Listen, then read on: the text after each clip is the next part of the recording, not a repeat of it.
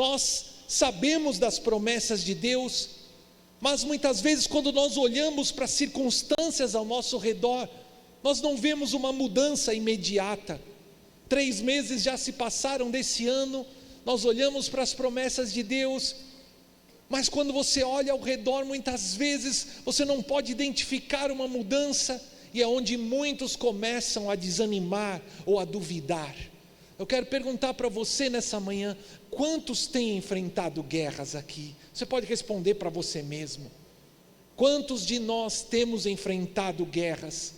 Guerras nos pensamentos muitas vezes.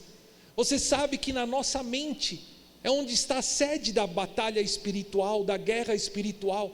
Tantos pensamentos que nos querem fazer duvidar, voltar atrás. Pensamentos de incredulidade, de derrota, de opressão, de fracasso, de acusação. Talvez muitos estejam lidando com uma guerra no seu próprio físico. Quantas setas, ameaças de enfermidades, ou mesmo nas emoções, na família, nas finanças.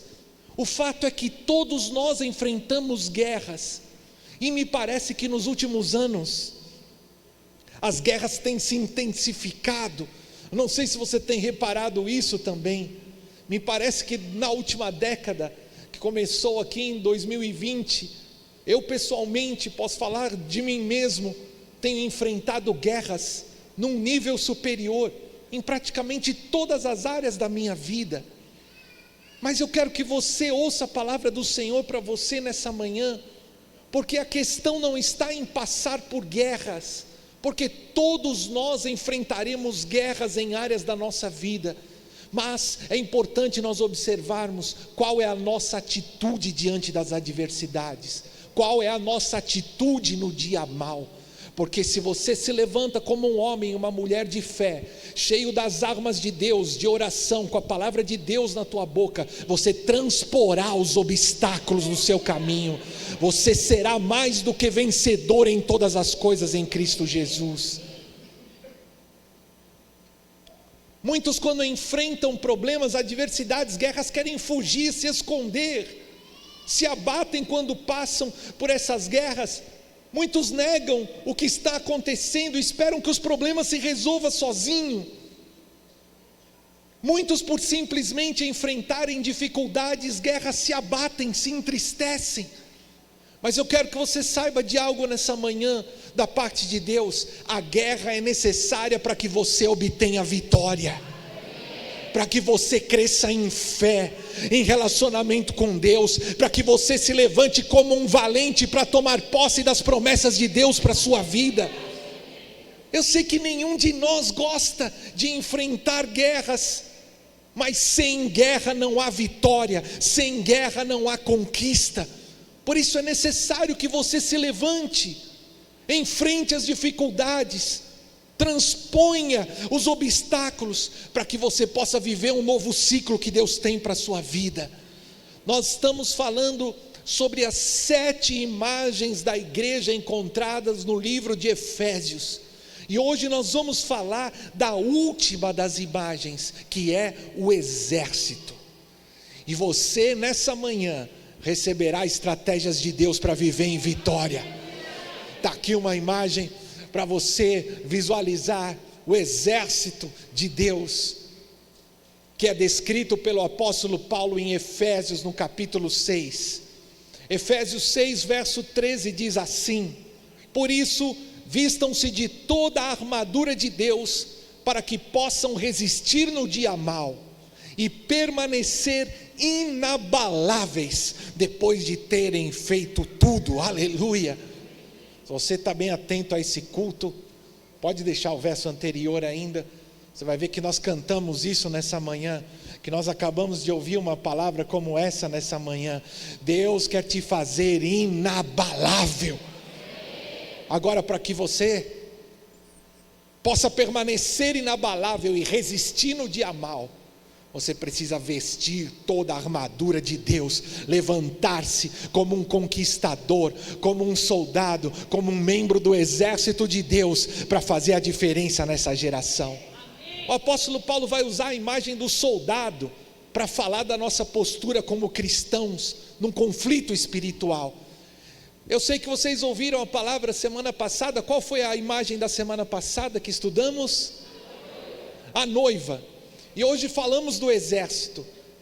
Eu acho que não tem figuras mais diferentes do que uma noiva e um exército.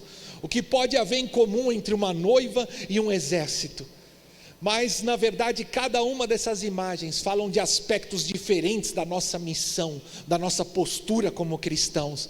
Assim como a noiva fala do amor ao Jesus, do compromisso de aliança, como um matrimônio, a noiva fala da santidade, da pureza, a noiva fala da submissão ao noivo. Agora o exército fala do aspecto da guerra espiritual que nós enfrentamos, porque nós vivemos no mundo mal. Quantos sabem que isso é verdade? Nós vivemos num mundo mal, por isso temos que estar alertas, vigilantes e usar as armas de Deus para vencer o adversário. No capítulo 6 de Efésios, o último capítulo do livro de Efésios, Paulo vai descrever a figura de um soldado romano, para falar do nosso papel como cristãos, diante das adversidades, diante do dia mal, diante do nosso inimigo. Embora a palavra exército não apareça no texto, claramente nós vemos no contexto, cada um dos cristãos como um soldado de Cristo.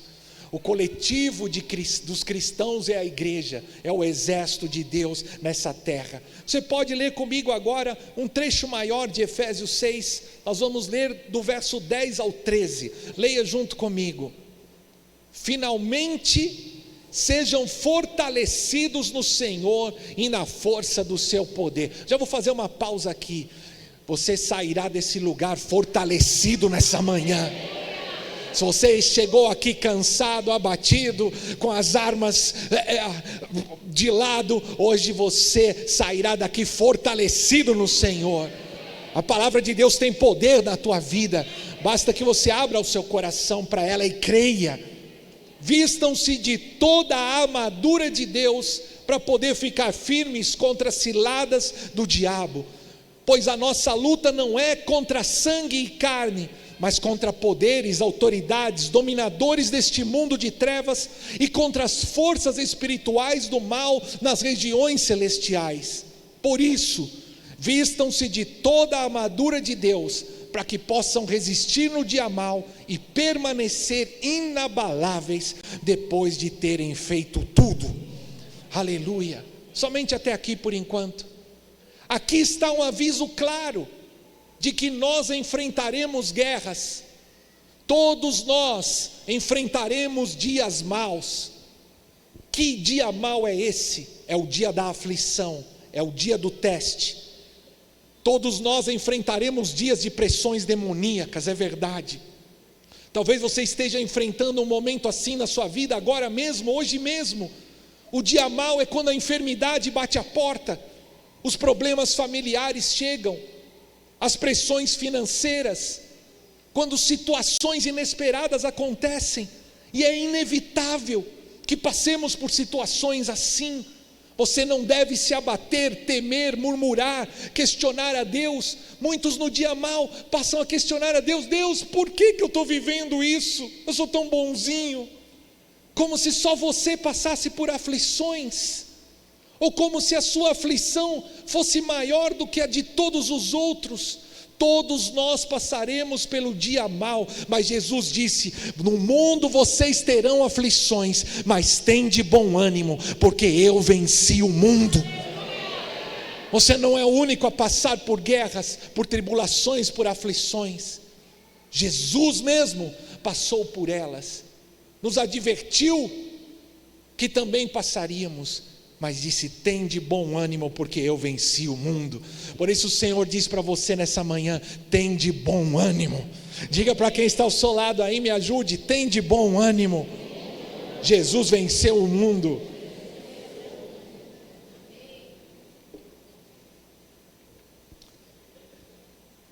Já que não há como nos esquivar, nós enfrentaremos guerras.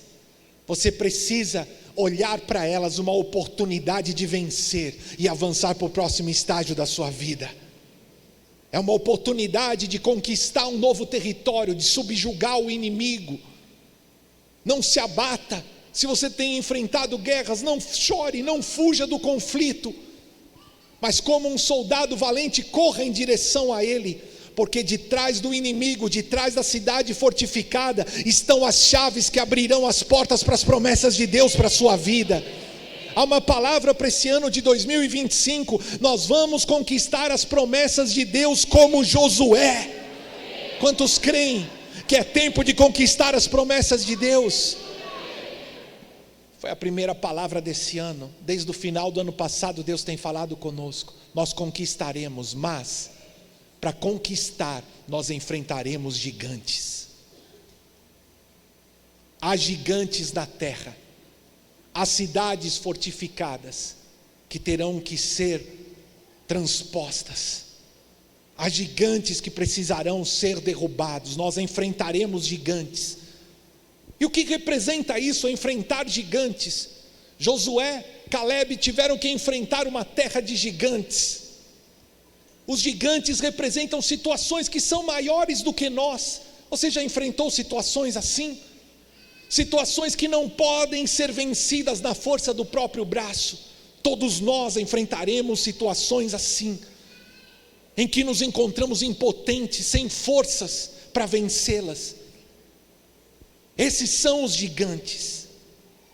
Mas são nessas situações que nós temos que nos aproximar do Senhor, buscar um Deus que é infinitamente maior do que qualquer gigante. Foi o que Josué e Calebe fizeram. Eles, quando foram espiar a terra, você pode assistir esta palavra primeira deste ano, se você não teve a oportunidade. Enquanto todo Israel temeu, murmurou, quis voltar atrás, Josué e Calebe olharam para o Senhor, que era maior do que o gigante, olharam para as promessas de Deus, que eram maiores do que as cidades fortificadas. E então, a despeito das circunstâncias, eles declararam: se nós obedecemos ao Senhor, se o Senhor estiver do nosso lado, nós não temos o que temer. Os gigantes é que nos temerão. O Senhor nos dará a vitória, nós os devoraremos como se fosse pão. Enquanto o povo de Israel temeu, duvidou, murmurou e morreu no deserto, Josué e Calebe, por sua fé, creram e se levantaram para tomar posse da terra. Então preste atenção, querido. Eu sei que o Espírito Santo já está falando com você. As guerras, as lutas, os gigantes são parte da trajetória até a terra prometida. São parte da trajetória para o cumprimento das promessas que Deus tem para a sua vida. Há um outro exemplo muito interessante no Antigo Testamento ainda, o de Davi. Eu sei que todos vocês conhecem. Quando ele foi enfrentar Golias, ele estava passando pelo acampamento e ele ouviu as ameaças do gigante. Davi nem sequer soldado era. Davi estava levando a marmita para os seus irmãos. Mas quando ele ouviu as ameaças do gigante, ele disse: ué, quem é esse incircunciso para levantar a sua voz contra o Senhor dos exércitos? E Davi começou a se inquietar. E então Davi ouviu a recompensa para quem matasse o gigante. Ninguém queria enfrentar o gigante. Todo Israel tremeu, inclusive o rei. E aí Davi ouviu: quem enfrentar e vencer o gigante vai receber riquezas, vai casar com a filha do rei e nunca mais terá que pagar impostos. O que você acha dessas recompensas? São boas ou não? Nunca mais terá que pagar impostos. Receberá riquezas, casará com a filha do rei. Davi foi lá, o pessoal falou: mas o que? Deixa eu ver se eu ouvi direito. O que vai ganhar quem venceu o gigante? Riquezas, casará com a filha do rei, nunca mais pagará impostos. O seu irmão logo puxou de lado e falou: Davi, o que você está fazendo aqui? Você veio trazer marmita, vai embora, você não é ninguém. Davi não deu nem bola para ele, foi para outra pessoa, falou: o que foi que disseram mesmo? Que vai ganhar quem venceu o gigante? E ele ouviu as recompensas de novo e ele disse: eu vencerei esse gigante pelo poder do Senhor. Davi foi desprezado pelo seu pai, foi desprezado pelos seus irmãos, foi desprezado pelo rei que disse: você não pode enfrentar esse gigante. Ele foi desprezado pelo gigante que disse: você não é ninguém, hoje mesmo eu destruirei a sua vida. Mas Davi tinha os seus olhos voltados para o Senhor, e ele viu no gigante uma oportunidade, um trampolim que o levaria para mais perto das promessas de Deus para a sua vida. Davi tinha uma eleição, Davi tinha uma unção, mas ele não ficou se escondendo. Quando ele viu o gigante, ele correu em direção a ele, porque ele viu uma grande oportunidade de ser alavancado para mais perto das promessas de Deus para a sua vida. Querido, que você possa ter essa revelação nessa manhã, para que você não venha se abater. Quanto maior a guerra, maior é a recompensa. Por isso não se abata, levante-se hoje em fé. Quando nós olhamos para Efésios, o apóstolo Paulo diz: vistam toda a armadura. Quem veste a armadura é um soldado, e essa é a figura da igreja, a última das imagens. Somos como soldados de um exército do Senhor. Não somos covardes, não somos vítimas, não somos prisioneiros, somos soldados. Recebemos de Deus armas poderosas contra o reino das trevas. Somos chamados por Deus como conquistadores nesse tempo em que estamos vivendo. Se você crê, pode glorificar o Senhor com o seu lábio, pode dar o seu melhor aplauso a Ele nessa manhã.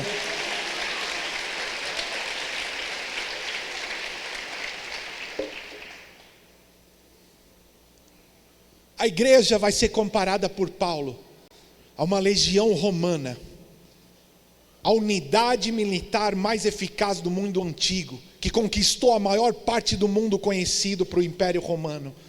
Como exército de Deus, todos nós estamos envolvidos numa guerra espiritual.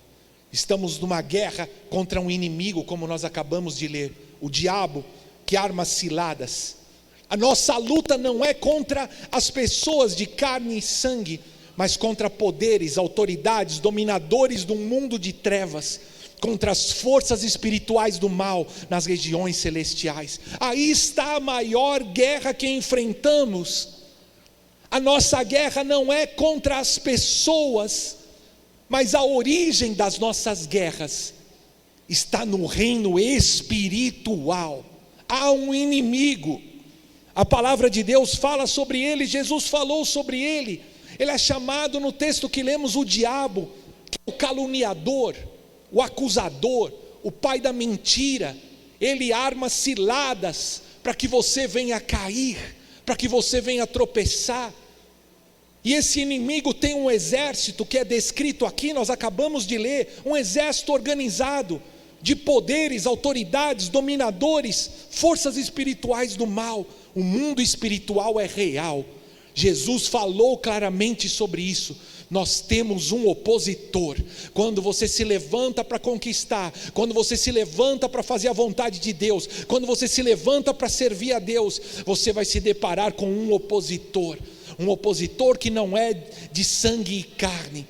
Por isso devemos tomar as armas espirituais. Jesus disse lá em João 10, dos versos 9 e 10 assim: eu sou a porta, quem entra por mim será salvo, entrará, sairá e encontrará pastagem. O ladrão vem apenas para roubar, matar e destruir, mas eu vim para que tenham vida e a tenham plenamente. Jesus tem uma vida plena para você. Ele te escolheu para viver em vitória, mas Ele mesmo adverte: há um ladrão. O inimigo é chamado aqui por Jesus do ladrão, e ele tem o objetivo de roubar o que você tem, suas finanças, sua família, sua alegria, sua saúde, roubar até te levar à morte e à destruição. O plano do inimigo de Deus é te levar para a rebelião contra Deus, para que você tenha o mesmo destino que ele tem, a mesma condenação que ele tem. Mas eu quero que você saiba nessa manhã, que você sairá daqui hoje munido pela palavra de Deus para viver em vitória. Nós vamos seguir com 3 divisões principais nesse tema, para que você entenda mais sobre esse conflito espiritual que nós enfrentamos.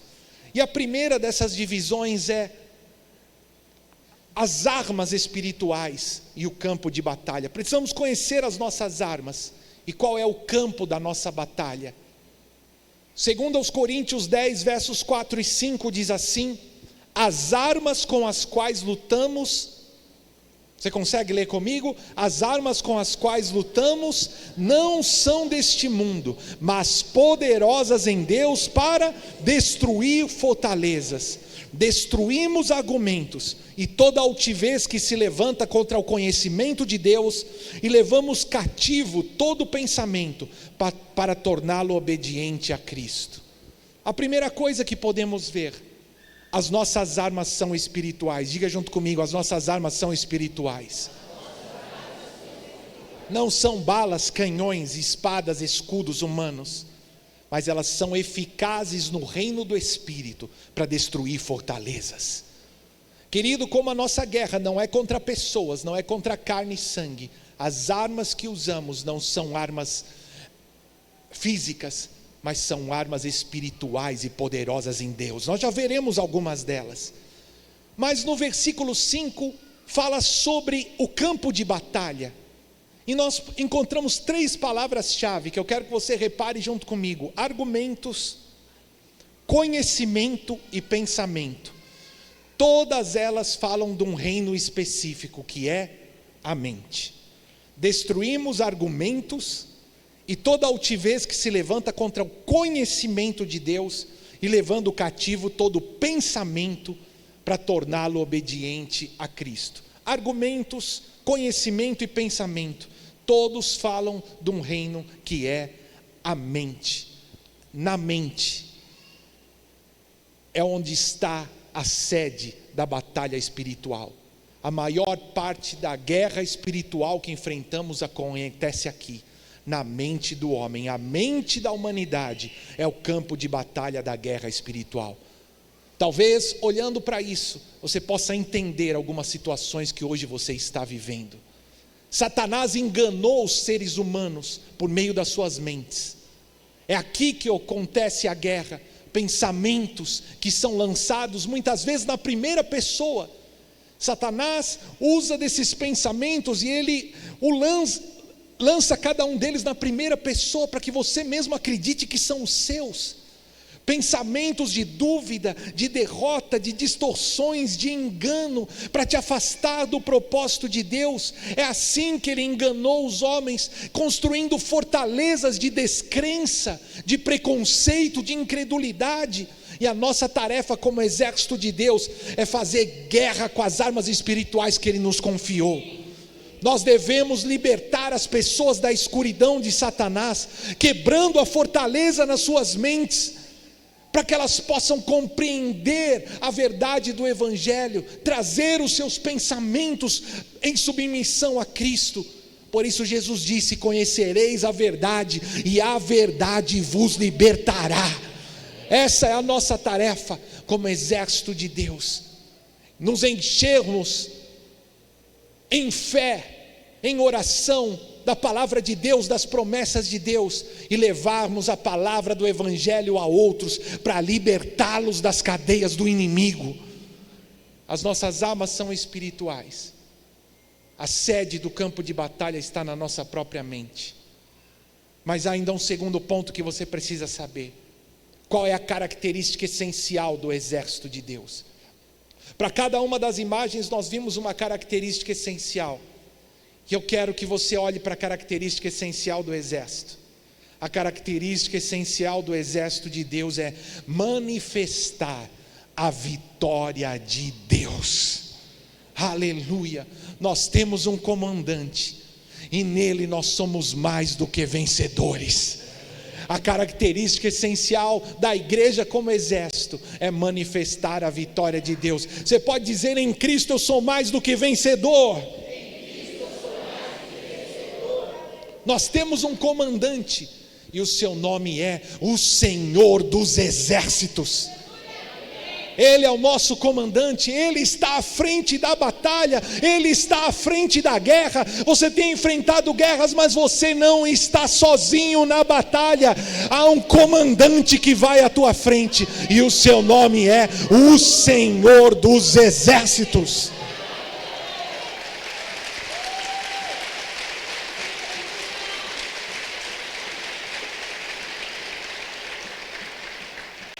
Êxodo 15:3 diz: o Senhor é um homem de guerra, o Senhor, ou Yahvé, é o seu nome.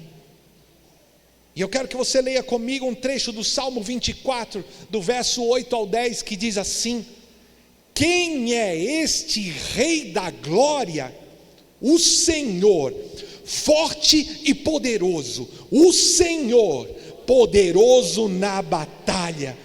Levantem-se as suas cabeças, ó portões, levantai, ó portas eternas, e o Rei da glória entrará. Quem é esse Rei da glória? O Senhor dos exércitos. Ele é o Rei da glória. Aleluia!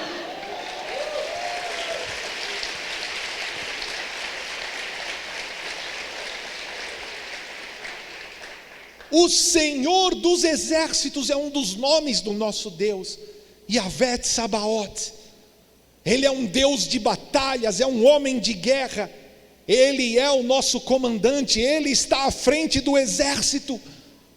Nós estamos aqui como igreja para manifestar a vitória de Deus contra os principados e potestades da maldade. Há algo que você precisa saber nessa manhã: na cruz do Calvário, Jesus conquistou a vitória completa sobre os poderes das trevas. Ainda que enfrentemos guerras, o final dessa guerra já está determinado, porque há 2000 anos Jesus conquistou a vitória completa na cruz.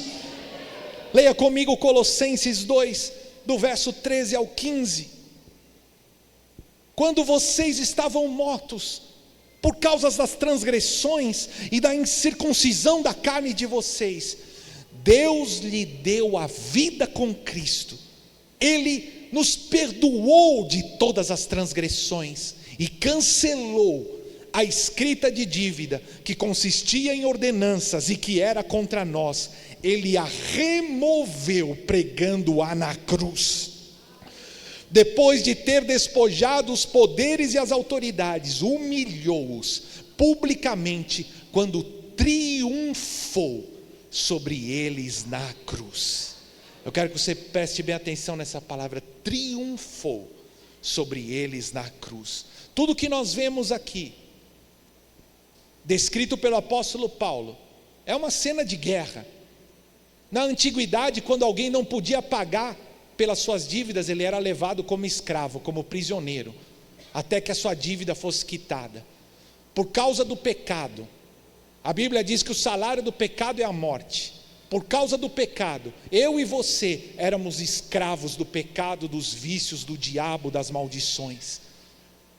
E então Cristo Jesus perdoou os nossos pecados, apagou as nossas transgressões, tomou o escrito de dívida da mão do inimigo, as ordenanças, as acusações que eram contra nós, e cancelou, cravando-a na cruz. Derrotou os inimigos que nos escravizavam, envergonhou-os e colocou cada um deles sobre cadeias na cruz do Calvário, os humilhou, triunfando sobre eles na cruz. Aleluia! Eu e você éramos escravos, mas agora somos livres. Cristo triunfou sobre os nossos inimigos, e Ele quer que triunfemos também. Aqui está uma declaração gloriosa, que continua o texto anterior em 2 Coríntios 2,14. Mas graças a Deus, que em Cristo sempre nos conduz em triunfo, e por meio de nós manifesta em todo lugar o aroma do seu conhecimento. Eu quero que você leia comigo, toda a igreja leia comigo em voz alta, em fé, 2 Coríntios 2,14. Mas graças a Deus que em Cristo sempre nos conduz em triunfo, e por meio de nós manifesta em todo lugar o aroma do seu conhecimento. Graças a Deus, porque Ele sempre nos conduz em triunfo. Eu não sei porque você não está sorrindo, porque você não está dando glória a Deus, porque você não está dando um salto de vitória, porque não há acusação, não há derrota, não há escravidão.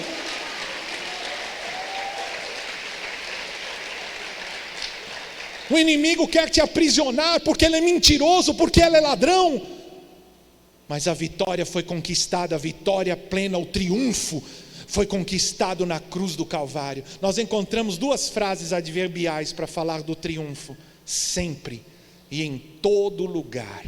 Sempre e em todo lugar Cristo te conduzirá em triunfo.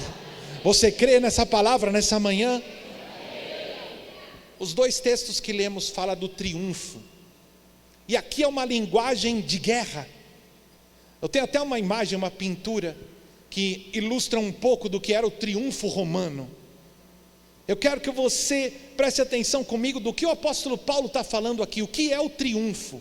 É uma palavra oficial, uma palavra distinta que era usada no contexto do Império Romano, quando o Novo Testamento foi escrito. O que é o triunfo? Se um general romano fosse bem sucedido na guerra e tivesse conquistado territórios, ele voltaria em triunfo para Roma. Essa era a maior honraria que um general podia conquistar. Ele era colocado numa carruagem puxada por cavalos brancos, e enquanto ele passava, toda a cidade saía ao redor para aplaudir, para festejar a conquista desse general. Ele passava pelas ruas na sua carruagem, atrás dele vinha símbolos das terras conquistadas, animais que representavam as terras conquistadas, animais selvagens acorrentados. Depois disso vinham os reis e generais que foram conquistados, todos eles colocados em humilhações, todos eles colocados debaixo de correntes de humilhação. Depois dos generais e reis, vinham todas as fileiras dos soldados que foram derrotados, que foram conquistados, enquanto todo o povo celebrava a vitória e a conquista daquele general. Esse é o triunfo romano. E é essa linguagem que o apóstolo Paulo está usando aqui para falar de nós e da igreja. Quando ele escreveu que Cristo triunfou, é isso que o apóstolo Paulo tinha em mente, é essa imagem. Cristo está na carruagem, e atrás dele em exibição estão todas as forças do mal que ele derrotou. Os teus inimigos, os meus inimigos, os principados, as potestades de Satanás, todas as coisas que se opõem a Deus e em nós, estão sendo levados debaixo de cadeias em humilhação. E onde eu e você estamos nessa cena? Onde eu e você estamos nessa cena? Talvez vocês estão em dúvida. Muitos cristãos, pela maneira que se portam, estão sempre derrotados, murmurando, vivem como se fossem escravos ainda, debaixo de cadeias, atormentados nos pensamentos, no físico, não têm um espírito de conquista, vivem como se fossem escravos. Talvez na mente de muitos dentro da igreja, como se eles fossem aqueles que estão lá humilhados, debaixo de cadeias, mas esse não é o teu lugar. Esse lugar de humilhação é para os nossos inimigos. Eu e você estamos na carruagem com Cristo Jesus. Graças a Deus que em Cristo Jesus sempre nos conduz em triunfo. Eu e você estamos na carruagem, enquanto os inimigos são envergonhados. Querido, que você venha crer na palavra do Senhor nessa manhã, que você venha se levantar em fé, tomar da armadura que Deus te dá, porque você é um conquistador. Deus tem um projeto para a sua vida. Graças a Deus que sempre, em todo lugar, Ele te conduz em triunfo. Onde quer que nós vamos, nós somos parte desse espetáculo em que todo o universo aplaude aquilo que Cristo fez. Para terminar, o terceiro ponto são os requisitos de Deus para o seu exército. Eu quero que você preste bem atenção agora, que você compreendeu o teu lugar e a vitória que foi conquistada através de Cristo Jesus para você e para mim. Qual deve ser o nosso relacionamento com o comandante? O que é exigido de nós para que andemos em triunfo? Letra A, nós vamos dividir esse último ponto em 3. Vestir toda a armadura de Deus. Diga comigo, vestir toda a armadura de Deus.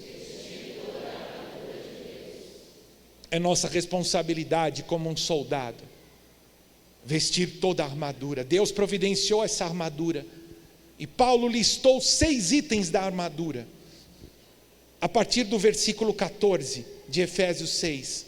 Assim permaneçam firmes, cingindo-os com o cinto da verdade, vestindo-se com a couraça da justiça, tendo os pés calçados com a prontidão do evangelho da paz. Além disso, usem o escudo da fé, com o qual vocês poderão apagar todas as setas inflamadas do inimigo. Usem o capacete da salvação e a espada do Espírito, que é a palavra de Deus.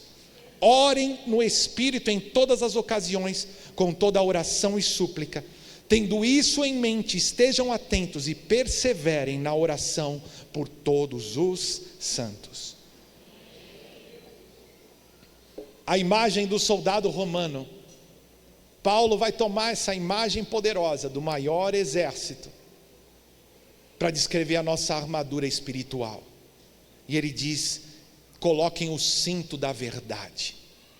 O cinto que traz a estabilidade na armadura é o cinto da verdade. Jesus Cristo é o caminho, a verdade e a vida. Devemos estar firmados nesta verdade.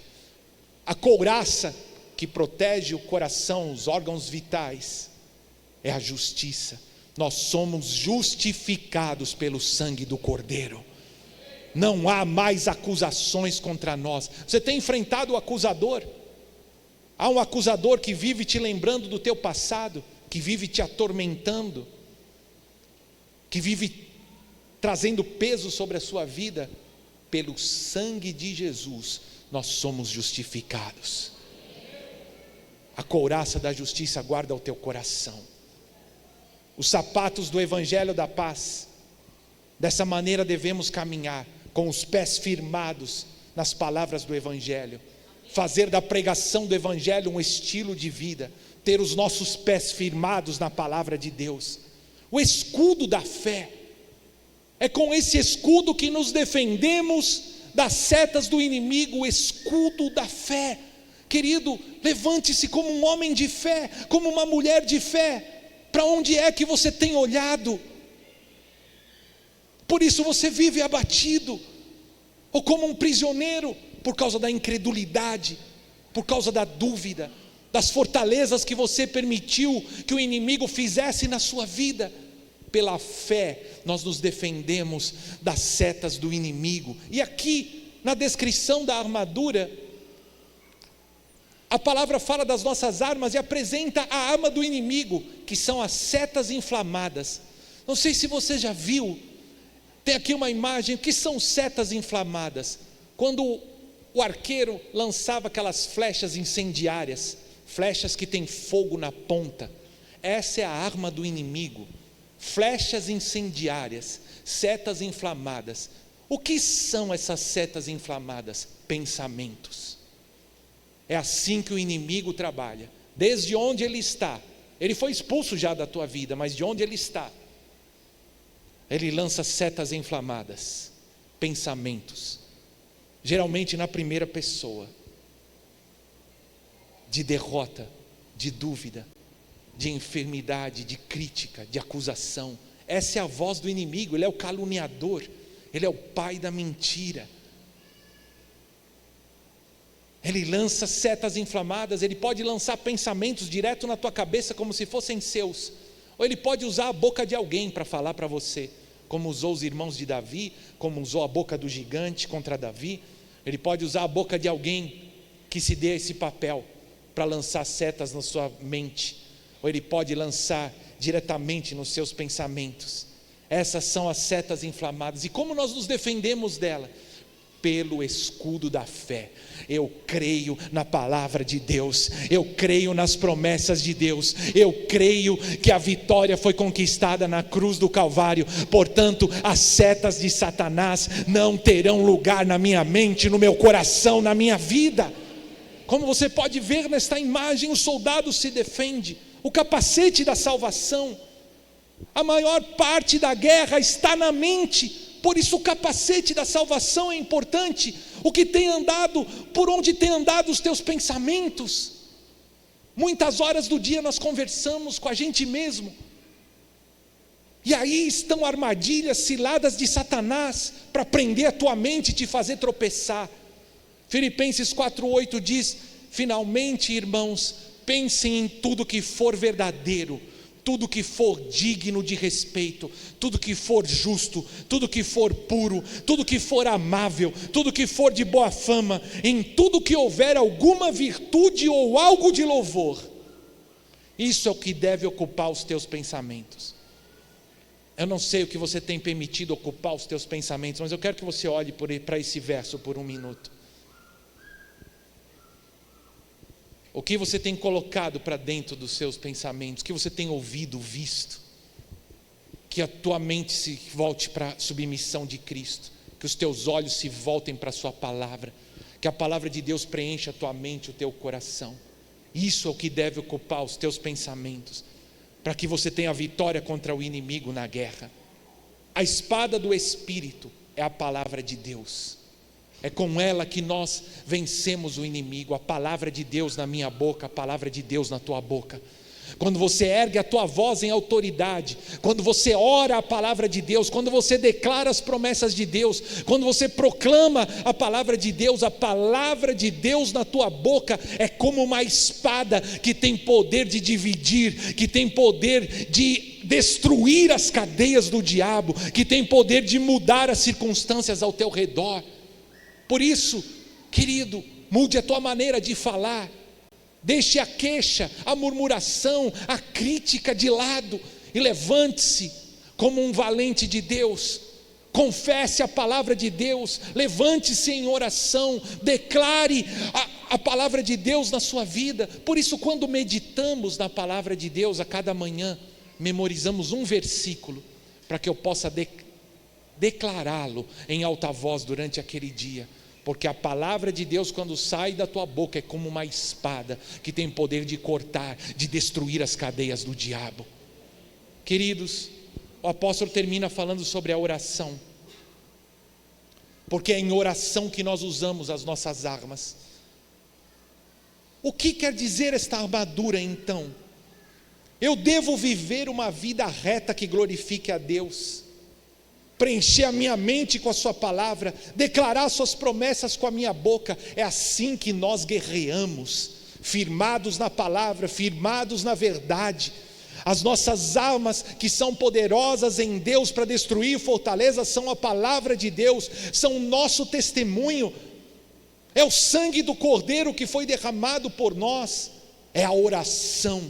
E quando nós tomamos dessas armas espirituais, nós poderemos viver em vitória contra o inimigo. Eu quero dar um exemplo rápido aqui, olhando para a palavra de Deus, para você compreender como essa guerra funciona.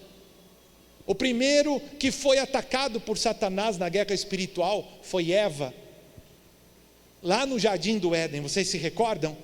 Lá no começo do Gênesis, a serpente invadiu o jardim, e então diz para Eva: ô Eva, o que é que Deus falou mesmo? Vamos ver se Eva estava prestando atenção no culto, se Eva memorizou o devocional. Ô Eva, o que foi que Deus falou mesmo? De nenhuma árvore você pode comer. Olha já a distorção. De todas as árvores do jardim, nenhuma você pode comer, é isso que Deus falou? Não. De todas as árvores eu posso comer, só do conhecimento do bem e do mal não posso tocar nem comer. Ela mudou um pouquinho. Porque no dia que dela comer, certamente morrerei. E a serpente então fala o quê? Não, não é verdade. Deus não quer que você coma, porque no dia que você comer, você será como Deus. E traz a tentação do conhecimento. Conhecerá o bem e o mal. não tem problema comer, você não morrerá. Distorce a palavra de Deus. E então Eva se deixa levar pelos pensamentos, pelos sentimentos, toma, come, se rebela contra Deus, peca e então é derrotada, é envergonhada, bem como o seu marido. E os dois são expulsos do jardim e da presença de Deus. Ali estava alguém sem as suas armas espirituais. Mas eu tenho um segundo exemplo para você melhor do que esse. Depois de muito tempo, um segundo Adão vem à terra, Jesus. E Jesus vai jejuar por 40 dias. E o inimigo, ele é covarde. Ele ataca pelas costas, se ele puder. Ele vai no momento de maior fraqueza, depois de Jesus jejuar por 40 dias. No momento em que Jesus estava fraco e teve fome, o diabo vem para tentar Jesus. E então, ele vai até Jesus, vê que Jesus estava fragilizado e com fome e diz o quê? Jesus, você não está com fome? Transforma as pedras em pão e come. Para que passar fome? Para que jejuar? Transforma as pedras em pão e come. Você não é filho de Deus? E Jesus vai entrar na conversa dele? Vai entrar na conversa dele? Jesus era um soldado armado. Ele toma o escudo da fé e responde com a espada do Espírito e diz: nem só de pão viverá o homem, mas de toda a palavra que sai da boca de Deus. Jesus responde com a espada do Espírito, com a palavra de Deus. Mas o inimigo não desiste. Ele dá uma volta e através dos pensamentos ele diz a Jesus: olha, Jesus não tinha começado o seu ministério público. Atira-te do lugar mais alto do templo, porque está escrito. Veja só, o inimigo usa a palavra de Deus. Ele distorce a palavra de Deus. Ele distorceu a palavra de Deus para enganar Eva. E ele tenta fazer o mesmo com Jesus. Está escrito que o Senhor dará ordem aos teus anjos ao teu respeito. Atira-te daqui então. Não é o que está escrito? Jesus viria como homem. E olha a tentação que o inimigo está colocando para ele. Olha, Jesus, atira, imagina o espetáculo. Jesus chegando no templo, escoltado por anjos do céu, descendo assim. Acabou, todo mundo se dobraria diante dele, não teria que provar mais nada. O trabalho estava feito. Mas Jesus não veio para lançar mão dos atributos de Deus. Ele veio como um homem. E então ele vai responder: também está escrito: não tentarás o Senhor, o seu Deus. Jesus não vai entrar no caminho da distorção da palavra. Ele toma das armas espirituais, da espada do Espírito, e então o inimigo continua com as suas setas inflamadas sobre Jesus. Ei Jesus, veja todos os reinos da terra. Por causa do pecado, o homem entregou tudo isso para mim. Tudo isso é meu, e eu posso te dar tudo isso. Dizendo: Jesus, não precisa morrer, não precisa sofrer, não precisa pagar o preço. Olha, basta que você se dobre diante de mim, e tudo isso eu te darei. Jesus então toma a espada do Espírito e ele diz: está escrito, só ao Senhor teu Deus adorarás e só a Ele prestarás culto. Retira-te, Satanás. E então Satanás vai embora envergonhado, derrotado. Aleluia. É assim que a guerra espiritual funciona. É uma guerra de argumentos, e você precisa tomar das armas de Deus, do escudo da fé, da espada do Espírito, levantar-se em oração, como um homem e uma mulher cheia do Espírito Santo de Deus, para vencer o inimigo e conquistar a terra que Ele tem para você. Eu tenho 2 pontos, mas eu vou deixar para concluir na semana que vem. Na próxima semana nós vamos fazer uma retrospectiva das 7 imagens, e eu vou concluir com os 2 pontos dos requisitos. Eu só vou citar agora rapidamente para nós orarmos. A letra B é uma vida de disciplina e discipulado. Você veja que um soldado, ele é marcado pela disciplina. Ele tem a hora de acordar, ele tem a hora de comer, ele tem que seguir uma disciplina rígida da hierarquia, ele tem que estar pronto para receber ordens. O soldado precisa ter uma vida disciplinada, não é verdade? Quantos aqui serviram um exército? Você vê que como um soldado precisa do exercício físico, porque disso pode depender a sua vida na guerra, e a vida dos outros que estão ao seu redor, nós precisamos das disciplinas espirituais, a oração, o jejum, a meditação, o estudo da palavra.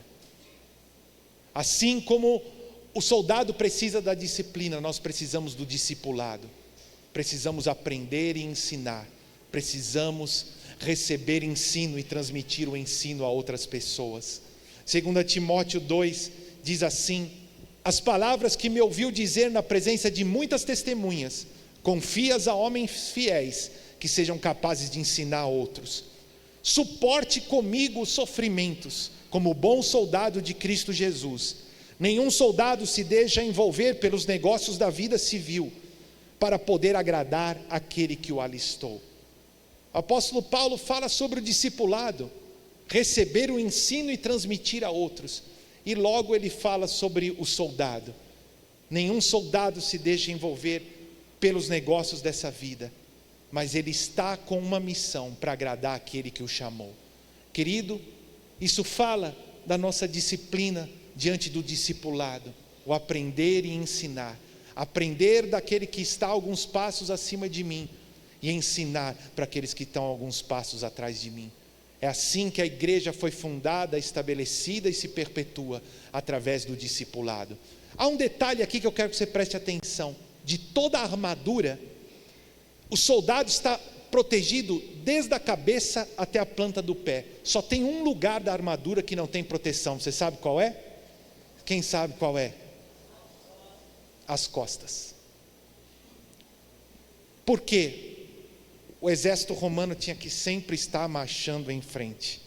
Ninguém poderia virar as costas para o campo de batalha. Se um soldado virasse as costas, ele sabia que estava vulnerável, que poderia ser atingido. E isso diz algo sobre a nossa postura, não é verdade? Nós devemos estar sempre marchando adiante, conquistando. Não pense em olhar atrás, não pense em voltar atrás. Quando você vira as costas, suas costas não têm proteção. E diz algo mais: é importante que você tenha alguém cuidando das suas costas. É importante que você tenha um companheiro de guerra que ore por você, que esteja ao teu lado, que te dê cobertura, que olhe pelas suas costas. E isso também fala do discipulado. É importante que você tenha irmãos na fé que oram por você, que estão do teu lado. É importante que você tenha um líder, que você tenha um pastor que está cobrindo as tuas costas. Eu tenho uma imagem que é da formação do exército, se puder colocar para mim. Aí está. O discipulado vai trazer esta formação. Um que recebe do outro e ensina ao outro. Eu aprendo e ensino. Cada um está colocado na sua posição. Eu tenho amigos, irmãos da fé, líderes que cobrem as minhas costas quando eu não estou vendo. Querido, o último ponto, não quero tomar mais tempo. Além da disciplina e do discipulado, é a lealdade aos seus companheiros.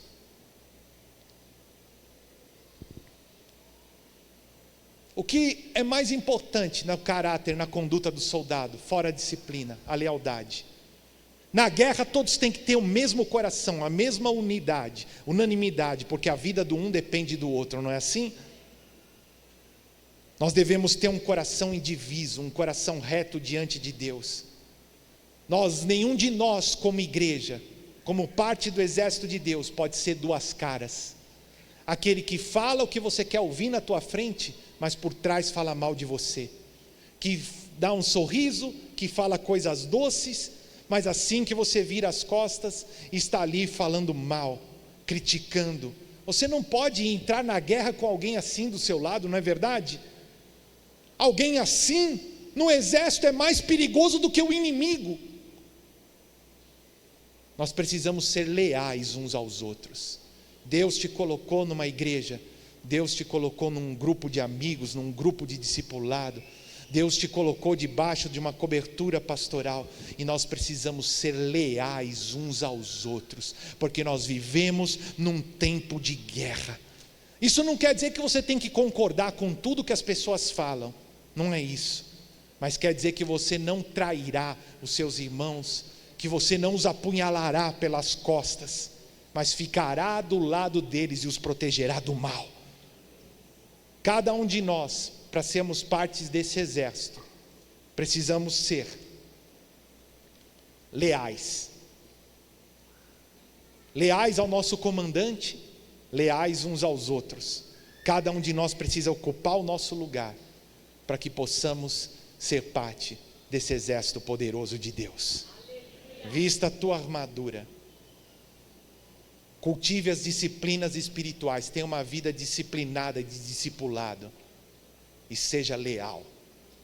Nós estamos em guerra. Nós enfrentamos guerras. Mas nós temos um general que é capaz. Cristo Jesus conquistou a vitória completa na cruz. E Ele deseja te guiar em triunfo. Você não é uma vítima, não é um prisioneiro. Você está com Cristo. E Ele te conduz em triunfo sempre e em todas as coisas. Você é um conquistador.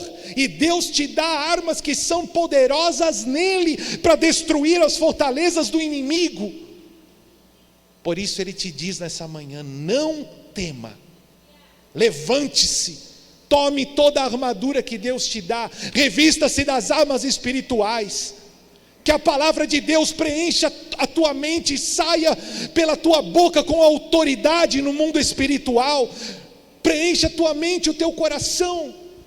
Não seja como um homem de ânimo dobre. O que é o homem de ânimo dobre? É que vive assim, ó. Um dia está bem, outro dia está mal. Um dia está bem, outro dia está mal.